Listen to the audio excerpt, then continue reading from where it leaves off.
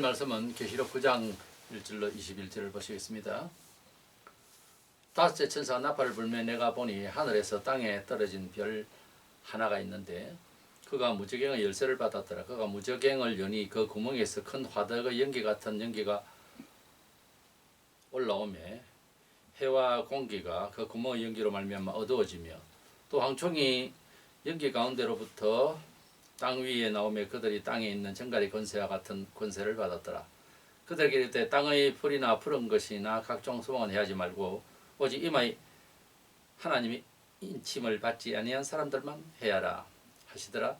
그러나 그들을 죽이지는 못하게 하시고 5달 동안 괴롭게만 하게 하시는데 그 괴롭게 함은 정갈이 사람을 쏠 때에 괴롭게 함과 같더라. 그날에는 사람들이 죽기를 구하여도 죽지 못하고 죽고 싶으나 죽음이 그들을 피하리로다. 황충들의 모양은 전쟁을 위하여 준비한 말들 같고 그 머리에 금 같은 관 비슷한 것을 썼으며 그 얼굴은 사람의 얼굴 같고 또 여자의 머리털 같은 머리털이 있고 그 이빨은 사자의 이빨 같으며 또 철 호심경 같은 호심경이 있고 그 날개들의 소리는 뱀과 많은 말들이 전쟁터로 달려 들어가는 소리 같으며 또 정갈과 같은 소리 꼬리와 쏘는 살이 있어 그 꼬리에는 5달 동안 사람들을 해하는 권세가 있더라. 그들에게 왕이 있으니 무저갱의 사자라. 히브리어로는 그 이름이 아바돈이요 헬라어로는 그 이름이 아볼론이더라. 첫째 화는 지나갔으나 보라 아직도 이후에 화 둘이 이르리로다. 여섯째 천사가 나팔을 불며 내가 들으니 하나님 앞 금제단 네 뿔에서 한 음성이 나서 나팔 가진 여섯째 천사에게 말하기를 금강 유보라데에 결박한 내 천사를 놓아주라 하며 그 천사가 놓였으니 그들은 그 연월 일시에 이르러 사람 3분의 1을 죽이기로 준비된 자들이더라. 바병대의 수는 2만만이니 내가 그들의 수를 들었노라. 이 같은 환상 가운데 그 말들과 그 위에 탄 자들을 보니 불빛과 자주빛과 유황빛 호싱이 있고 또 말들의 머리는 사자머리 같고 그 입에서는 불과 유황과 연기와 유황이 나오더라. 이 세 재앙 곧 자기들의 입에서 나오는 불과 연기와 유황을 말미암아 사람 3분의 1이 죽임을 당하니라. 이 말들의 힘은 입과 꼬리에 있으니 꼬리는 뱀 같고 또 꼬리에 머리가 있어 이것으로 해하더라. 이 재앙이 죽지 않고 남은 사람들은 손으로 행한 일을 하게 하지 아니하고 오히려 여러 귀신과 또는 보거나 듣거나 다니지 못하는 금, 은, 동과 목석의 우상에 절하고 또 그 살인과 복술과 험행과 도둑질을 하게 하지 아니하더라. 아멘. 본장은 7 나팔 재앙 중에서 5번째, 6번째 나팔 재앙이 나옵니다. 앞서 8장 끝에 8장 13절에 이르되 땅에 사는 자들에게 화가 있으리니 하고 화를 3번 기록하고 있습니다. 그 큰 재앙들 중에서 말세의 대환란 중에서 이렇게 강조적으로 이제 3번을 말씀하신 것은 환란 중에서도 아주 무서운 환란이다 그 말이에요. 그래서 큰 재앙이 오는데 본장에서 5번째, 6번째 화 두 가지의 재앙을 우리가 보게 됩니다. 먼저 5째 나팔 재앙이 이제 황충이의 재앙으로 나오는데 본장에서 하늘에서 떨어진 별은 천사를 말합니다. 무저갱의 열쇠를 받았다. 무저갱은 사탄의 그 저지를 말하고 아마 20장 1절에도 나오는 하나님의 심판을 위해서 동원된 천사가 이렇게 무저갱의 열쇠를 받아서 역사하고 있는 것 아닌가 봅니다. 그 천사가 무저갱의 그 뚜껑을 열 때에 연기가 올라오고 해와 공기가 어두워지는 역사를 보게 됩니다. 그리고 메뚜기처럼 생긴 황충이가 거기서 나오는데 아주 사람을 정갈이 쏘듯이 그렇게 독한 그런 힘을 가진 그런 이제 황충이 나와서 사람을 너무도 괴롭히는데 5개월을 성경에 막 1월은 얼마의 기한이다 하는 것은 없고요. 5라는 숫자는 원래 힘을 말하는데 하여튼 그가 가지고 있는 최악의 힘을 다해서 5개월 동안 사람을 괴롭히는데 너무 고통스러워서 자살을 하는 그런 경우가 있을 것인데, 그런데 그 죽음이 와줘야 죽을 수가 있어요. 사람이 죽으려고 해도 죽음이 피하는 경우가 있어요. 그리고 여기에 대환란에는 너무나 고통이 많아서 자살을 원하지만은 죽음이 떠나니까 자살이 안 되는 겁니다. 우리가 코로나로 인해서도 너무 고통을 많이 받는데, 우리가 너무 고통을 받으면은 삶의 의지가 꺾어져요. 무너진다고. 너무 아파도.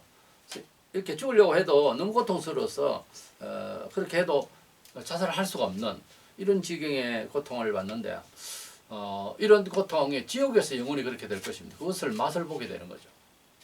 그때는 가장 좋은 방법이 회개입니다. 하나님 앞에 회개하는 자가 진정한 용기 있는 자고, 어떤 면에 있어서는 인간적인 면에서 하나님 보실 때 가장 착하게 보시는 경우예요. 교양이고 뭐고 다 이게 극한 상황에 가면 다 없어져요. 사람이 가지고 있는 지성과 모든 것은 다 무너진다니까요. 우리가 하나님 앞에서 빨리 지금도 죄인인 줄 알고 낮아지는 것이 가장 보호받는 정말 좋은 길이다, 이렇게 하셔야 될 것입니다. 이 황청이 모양에 대해서 7절 10절까지 나오는데, 이 황청이 모양은 그 황청이가 사람을 쏘고 황청이가 우리 사람을 괴롭히며 죽이며 하는 이런 그 능력이랄까요. 이 균의, 이 벌레의 능력이 어떤 거냐 하는 것입니다. 전쟁을 위한 말들 같다 하는 것은 굉장히 그 공격성이 심해서 우리가 미처 백신이라든지 여러 가지로 방어를 할 수 없는 지경에 그렇게 생겨먹은 거라는 거죠. 금 같은 멸류관이라는 것은, 이 금 멸류관, 이것은 어떤 왕이 쓰는, 그래서 능력, 권세를 말합니다. 그래서 사람이 그 균을 보고 지금 바이러스로 알고 있는 것과는 다르게 아주 무서운 거예요. 그 능력과 권세가. 얼굴이 사람 같다고 했는데, 사람은 지혜를 상징하니까 황충이를 제어할 수 있는 그런 기술적인, 과학적인 생각을 미처 감당을 할 수가 없는 그런 불가항적인 그런 지향의 그 황충이라는 겁니다. 여자의 머리털 같다는 것은 아직 그 모습이 이제 죄를 상징할 때 하는 소리인데, 아주 그 악하고 교모하고, 그래서 이것을 뭐 어떻게 방어할 수 있는 그런 뭐 과학적으로 딱 입체적으로 이해할 수 있는 분위기를 넘어섰다는 거죠. 이 과학적인 그 모든 기술을 동원해도 희한하게 생겼다는 거죠. 너무도 무섭게 생겼다는 거죠. 그 이는 사자 같다 하니까 잔인하다는 거죠. 아주 사납게 덤빈다는 거죠. 그 다음에 철흉갑 같은 흉갑이라고 하는 것은 아주 이 황청이가 방어력이 있어서 어떤 백신이나 어떤 그 과학적인 것을 동원해도 막을 수가 없다는 거예요. 그 날개들의 소리를 이제 말하고 있는데, 집단적인 움직임, 그러니까 날개들의 소리, 그러니까 소리도 난다는 거지. 그냥 우리 이제 메뚜기 때가 우리나라에는 그렇게 잘 없습니다만, 그 보면 소리가 우 하면서 우리 유튜브에 보면 가끔 보입니다만은, 이렇게 날개들이 벌 하나라도 이제 이제 우리 몸에 올 때 윙 하는 소리가 대단히 무섭죠. 이제 이 소리는 아주 집단적으로 그렇게 무서운 소리를 내면서까지 한다는 거예요. 그리고 정갈의 꼬리와 쏘는 살이 있는데, 꼬리는 성경상 이제 거짓을 상징하는데요. 아주 5달 동안 사람을 괴롭혔는데, 이것은 결국 아볼론, 즉 사탄의 힘을 받아서, 사탄은 거짓말쟁이죠. 그래서 거짓은 비진리요, 거짓은 악입니다, 원래 사실은. 그래서 이 황충이가 우리에게 충으로서 괴롭힘을 주는 그런 재앙의 내용이지만은, 그것을 바라볼 때에 그것은 흉악하고 악한 사탄의 영역을 가지고 있는 존재로 우리가 인식을 하게 되는 것입니다. 정치에도 정치 사상이 있는가 하면은 악령이들은 그런 내용의 정치가 있거든요. 그래서 도저히 있을 수 없는 그런 악령이 들어버리는 그런 바로의 마음이라든지, 또는 사울왕이 악령이 들어버렸을 때에 정치하는 거라든지, 지금 뭐 김정은이 3대째 세습하고 있는 저 내용도 지구촌에 없어요. 그런 정치 사상의 그 철학적인 내용이 없어요. 교주 형태로 하고 있다고요. 그러니까 우리가 사상이든지 뭐 또는 이념이나 이런 것도 하다못해 시문학이라도 이것이 정서상 우리의 합리적인 사유에 아름다운 내용으로 오는 것이 있고 그렇지 않고 악령을 실어서 들어가는 경우가 있거든요. 그래서 여기에 황충이는 지금 이미 사탄의 영향을 받아가지고서 활동하는 거예요. 그러니까 하나님께서 이렇게 사용을 하신 거죠. 이래서 큰 화중에서 이런 황충이의 큰 재앙으로서 사람들이 엄청 죽을 것이고 공포에 무엇보다 시달리게 될 것입니다. 두 번째, 여섯 번째 나팔을 불 때에 대전쟁의 재앙을 이제 말하고 있습니다. 종말에 있을 재앙 중에 가장 무서운 재앙 셋이 있을 것인데 먼저는 다섯 번째 나팔을 불 때 나타난 황충의 재앙이고 이제 여섯 번째 나팔을 보니까 지구촌 3분의 1의 사람이 죽을 그런 이제 큰 전쟁이 일어날 것인데 이 마지막 전쟁이 되겠죠.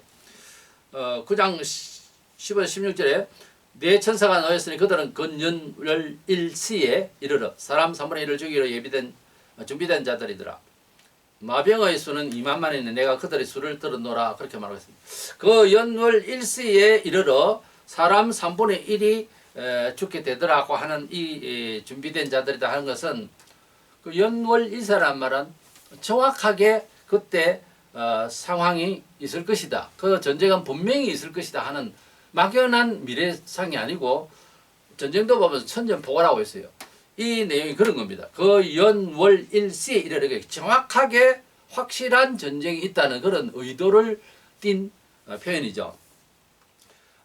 이 전쟁은 14절에서 큰 유브라데에서 일어날 일로 보입니다. 이스라엘과 아랍 국경에 아랍과 이거 국경에 처한 곳인데 이곳이 가장 전쟁하기가 좋은 곳이다 하는 그런 전쟁사적으로 누군가 그렇게 평가도 하는 곳인데요.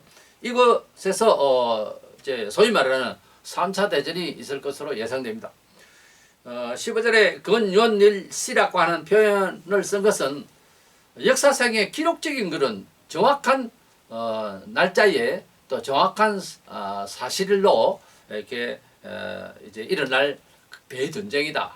뭐 우리가 이제 예상컨 1차 대전이 2차 대전이 있었고 이제 3차 대전이 있을 것으로 사람들이 생각을 해요. 그렇지 않아도 지금 이 시대가 3차 대전으로 가지 않겠는가 하는 푸틴의 이 아주 흉악한 이런 일들을 통해서 우리가 그런 예감도 받고 있습니다.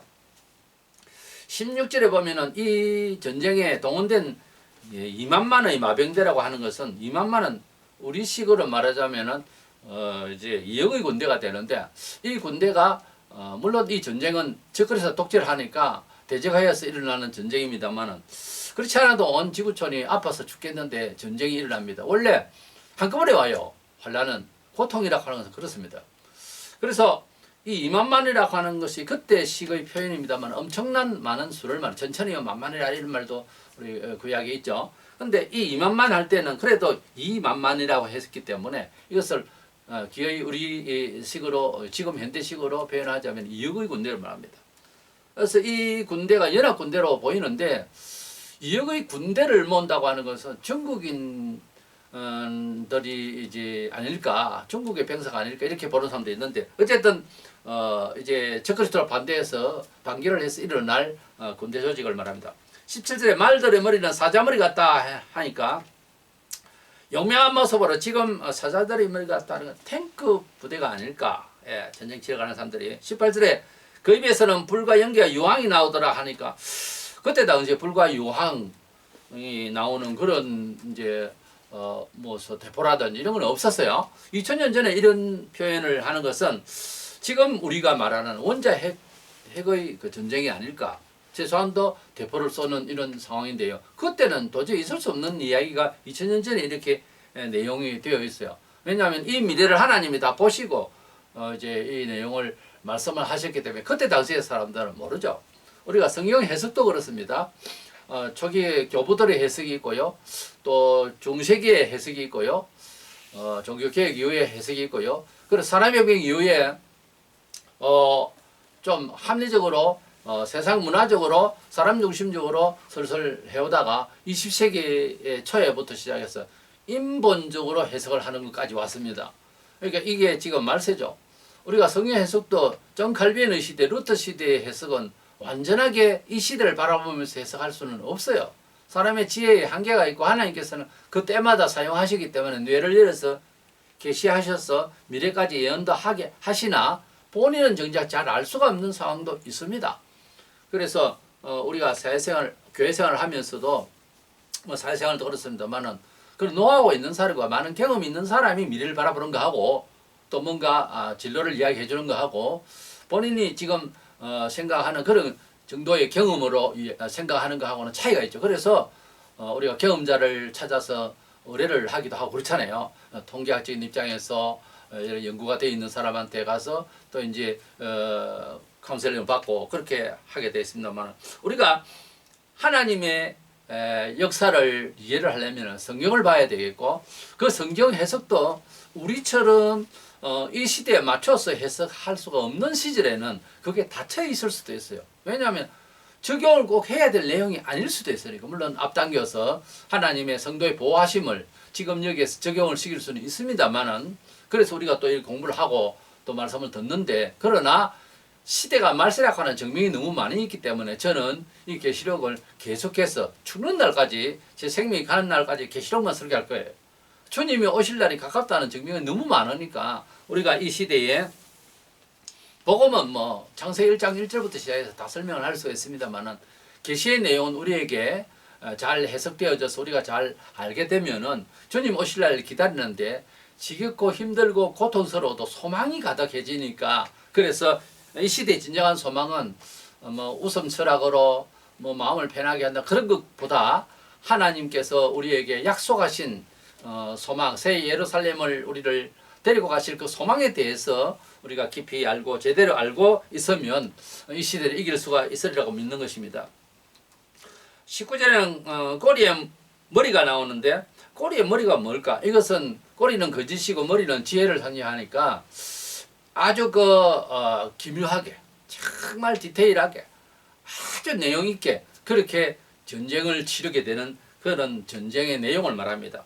요즘 뭐 이제 활과 칼과 창으로서 이렇게 싸우는 옛날 영화에도 보면 사실이죠. 들판에서 그냥 자 시작해가지고 이제 그렇게 거기서 뭐 군대가 이제 서로 맞붙어 싸우고 웃기죠. 지금은 공중을 날고 드론으로 이제 뭐 무기를 날리고 뭐 이런 상황이 되니까 이러한 지혜가 총동원된다는 거죠. 그래서 무슨 그 게임 하듯이 그렇게 이제 기계를 동원하고 뭐 사람이 직접 뛰는 거는 육해공원에 다 있겠지만은 그렇게 과학적으로 싸우게 되는 이런 뜻을 우리가 꼬리에 머리가 달린 이런 것으로 이제 행용이 된 것 아닌가 봅니다.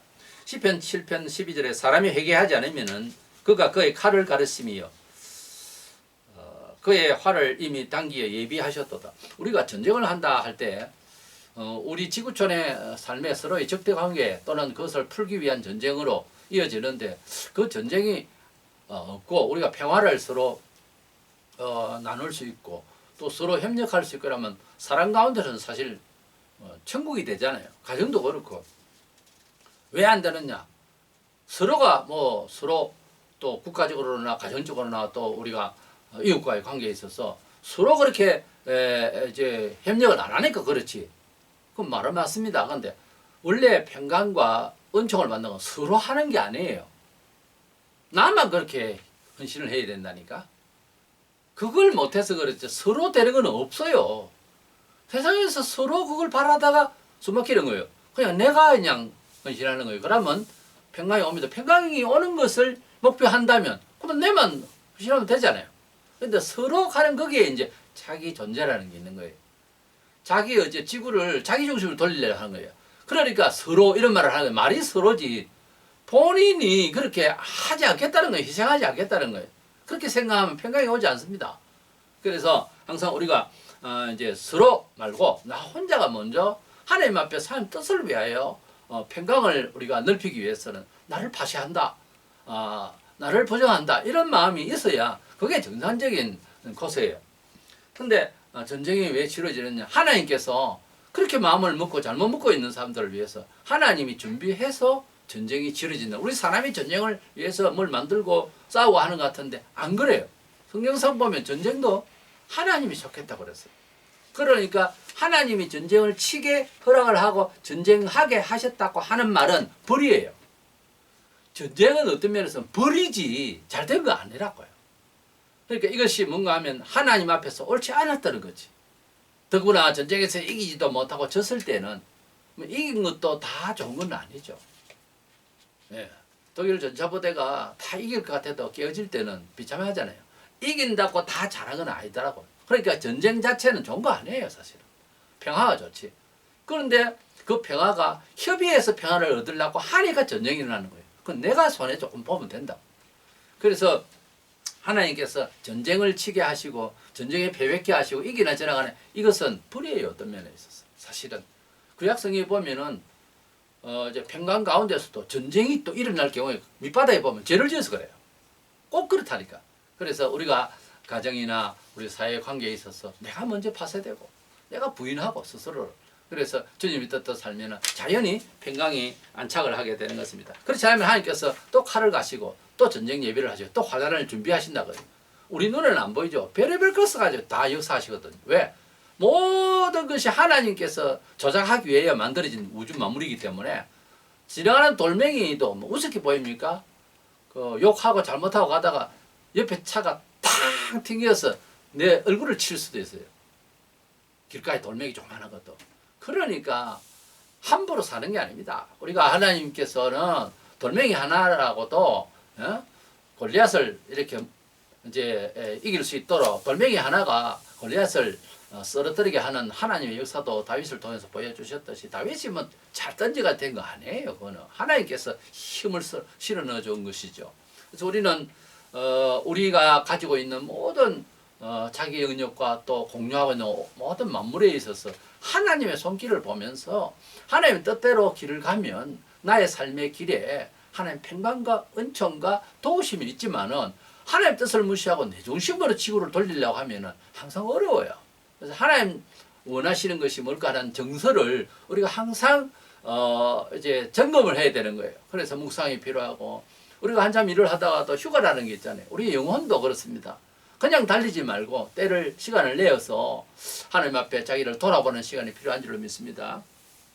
어쨌든 이렇게 말세에 황충이 재앙과 대전쟁까지 있을 때는 웬만한 사람이라면 회개하면 좋겠는데 20절 21절에 이 재앙에 죽지 않고 남은 사람들은 손으로 행한 일을 회개하지 아니하고 그러니까 이 손 할 때는 우리가 모든 일들을 손반 것들을 오히려 여러 귀신과 또는 보거나 듣거나 다니거나 하지 못하는 금, 은, 동과 목석의 우상에게 절하고 이게 지금 그때 당시에 구약시대에 말하고 그때 당시에 말하는 그런 우상 정도가 아니고 지금을 말해요. 지금은 무슨 우상? 우상 성교요 지금. 더하다니까요. 이게 절하고 또 그 살인과 복술과 음행과 도둑질을 회개하지 않더라 그랬어요. 아니하더라. 이게 이상한 것이 뭐가 잘못되고 뭐가 좀 빈도가 안 맞고 이러면 거기에 대한 이제 대응책에 있어서 자꾸만 이제 물리적인 사람은 양심을 생각하지 않는 거예요.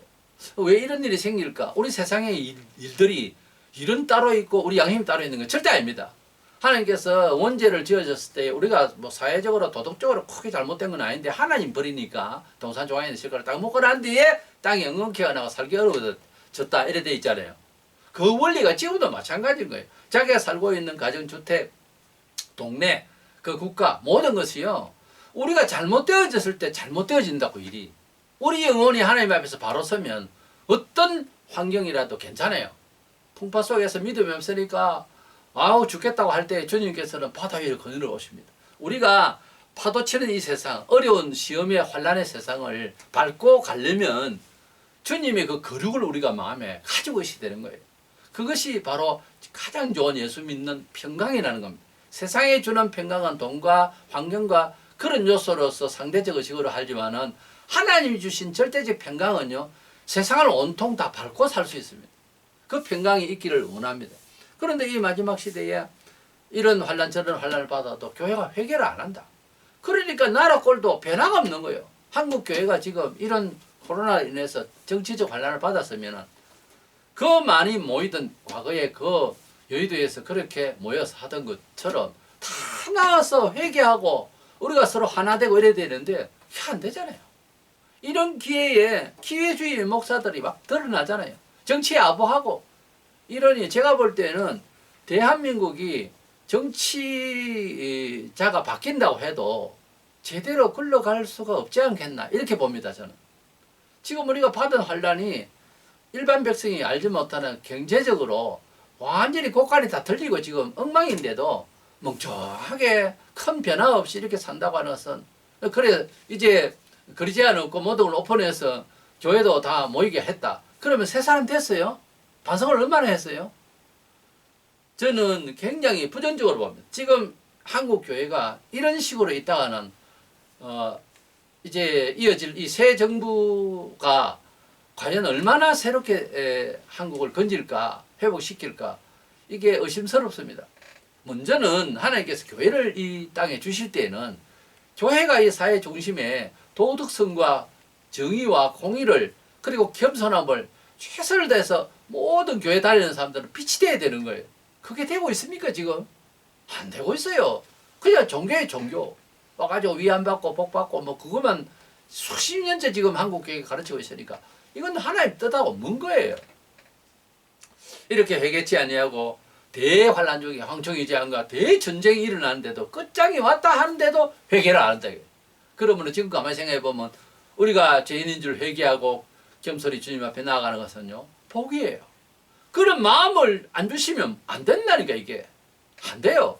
그래서 우리가 이런 악한 세대에서 구원받은 감사하면서 앞으로 다가올 대환란에 이러한 지향 이전에 우리의 삶의 노선에도 어려움이 올 때마다 주님 제가 부족한 점이 많습니다. 구체적으로 알기 원합니다. 모르겠거든. 우리 사람이 죄를 지으려고도 몰라요. 사실을 모른다니까. 죄를 짓고 있으면서도 몰라요. 죄인 줄. 그 정도라니까 지금 사람이 정서가 기독교인 정서가.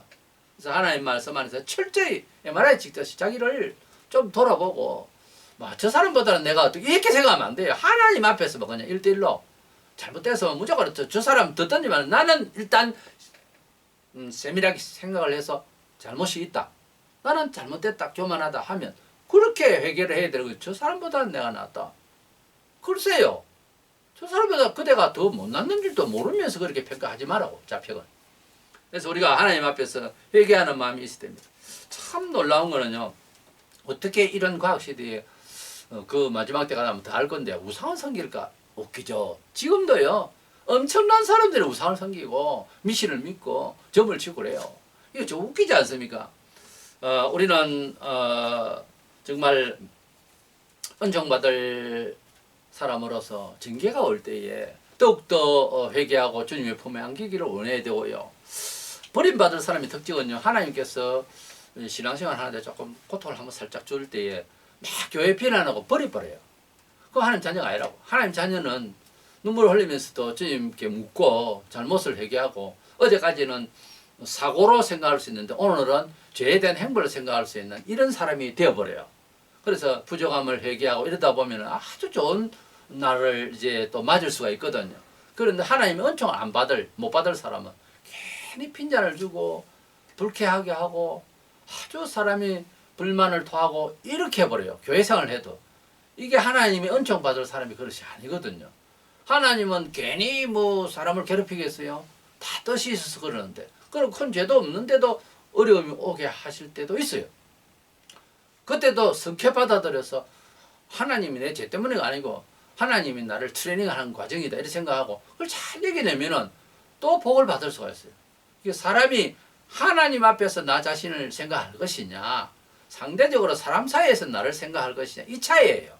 그 사람 사이에서 자기를 생각하면은 평생 예수를 안 믿어도 될 사람이 뭐 우리 인간적인 생각에서 참 많아요 세상에는. 근데 하나님 앞에서 보면 그대도 죄인이더라는 거지. 그렇게 생각을 하고 우리가 회개할 줄 알아야 됩니다. 이래서 마지막 때에 많은 환란이 있고 지구촌에 전체 변화도 있고 여러 가지 환란이 있습니다만은 이 황충의 재앙은 진짜 무섭고 자살한다고 그러잖아요. 자살하려고도 안 된다 하잖아요. 그리고 3차 대전이 이 세계적으로 적그리스도 때문에 이제 일어나는 거죠. 그래서 연합을 해서 연합 군대가 쳐들어가서 2만만의 이제 약 2억의 군대가 그게 이제 전쟁에 일어날 것이라고 했는데 참 무서운 전쟁이에요. 2억의 군대가 붙는다는 것은 지구촌에서 그래서 3분의 1의 사람이 죽는다. 그러니까 약 한 25억 정도에서 30억이 죽을 거예요. 그럼 그 시체를 다 어떻게 하지? 그것도 뒤에 나옵니다만은 예수님께서 말씀하시기를 검은 공중에 검은 까마귀가 팔레스타인 교회에 한 번씩 막 완전 때를 지어서 이렇게 나타나는 것을 우리 영상으로도 볼 수 있는데 독수리들이 그 시체를 다 먹는다고 그랬어요. 참 무서운 말씀입니다. 이 마지막 시대에 우리 주님이 오신다는 그 한 가지가 우리의 인생의 전부의 소망의 전부고 그래서 힘이 나고 그래서 참을만 하고 그래서 희생할 만하고 그래서 손해볼 만하고 그래서 참을 만하고 그래서 하나님의 사랑에 하나님의 위로에 그 기대치가 자꾸 높아지고 이렇게 되기를 원하고요. 이 마지막 시대에 우리 영혼이 주님 앞에 딱 맞을 수 있도록 거룩함으로 흠과 점이 없도록 날마다 회개하고 깨끗한 양심과 겸손한 마음으로 주를 바라보면서 이겨나갈 수 있기를 주의 이름으로 축원합니다.